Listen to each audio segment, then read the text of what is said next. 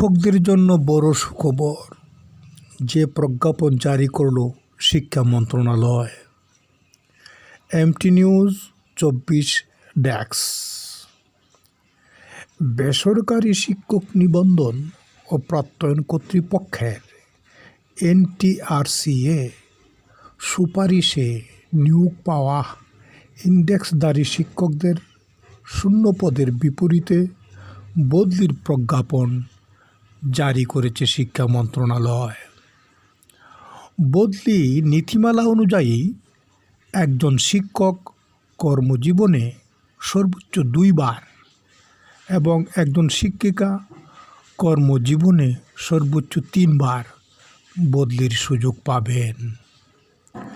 বৃহস্পতিবার 19 ডিসেম্বর মন্ত্রণালয়ের মাধ্যমিক ও উচ্চশিক্ষা বিভাগের সিনিয়র সচিব সিদ্দিক জুবায়েরের সই করা নীতিমালা থেকে এমন তথ্য জানা গেছে। নতুন প্রজ্ঞাপন জারির সঙ্গে গত 1 আগস্ট জারি করা নীতিমালাটি বাতিল করা হয়েছে। বদলি সাধারণ শর্তে যা বলা হয়েছে, বদলি নীতিমালায় 15 শর্ত পূরণ করতে পারলে একজন বেসরকারি শিক্ষক এক প্রতিষ্ঠান থেকে অন্য প্রতিষ্ঠানে বদলি হতে পারবেন। এর মধ্যে রয়েছে বেসরকারি শিক্ষক নিবন্ধন ও প্রত্যয়ন কর্তৃপক্ষ NTRCA প্রতিষ্ঠানভিত্তিক শূন্য পদের চাহিদা বা বিবরণ 15 সেপ্টেম্বরের মধ্যে অনলাইনে প্রকাশ করবে। সেই শূন্য পদের বিপরীতে মাধ্যমিক ও উচ্চশিক্ষা অধিদপ্তর মাউসি বদলির আবেদন আহ্বান করবে। সমপদে পদ শূন্য থাকা সাপেক্ষে বদলির জন্য 1 থেকে 30 অক্টোবরের মধ্যে অনলাইনে আবেদন করতে পারবে। 30 নভেম্বরের মধ্যে বদলির আদেশ জারি হবে। 30 ডিসেম্বরের মধ্যে নতুন কর্মস্থলে যোগদান সম্পন্ন হবে। আবেদনকারী শিক্ষক তার চাকরির আবেদনে উল্লেখ করা নিজ জেলায় বদলির জন্য আবেদন করবেন।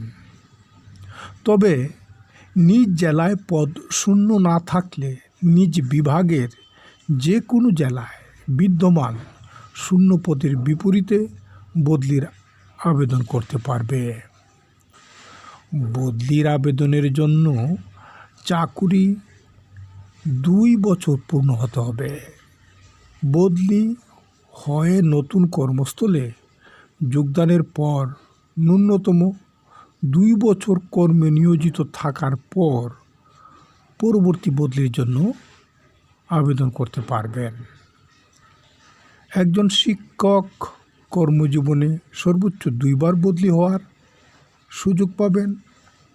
তবে একজন শিক্ষিকা কর্মজীবনে সর্বোচ্চ 3 বার বদলির সুযোগ পাবেন। একটি শূন্য পদের জন্য একাধিক আবেদন পাওয়া গেলে জ্যেষ্ঠতা, নারী ও দূরত্ব বিবেচনায় বদলি অনুমোদন করা হবে। চাকরিতে প্রথম যোগদানের তারিখ থেকে সিনিয়রিটি গণনা করা হবে।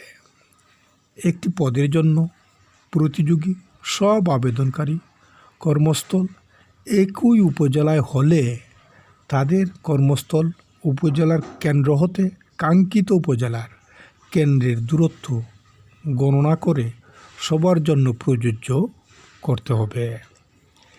একটি পদের জন্য প্রতিযোগী আবেদনকারী বিভিন্ন উপজেলার হলে তাদের কর্মস্থল জেলার কেন্দ্র হতে কাঙ্ক্ষিত জেলার কেন্দ্রে দূরত্ব গণনা করে সবার জন্য প্রযোজ্য করতে হবে।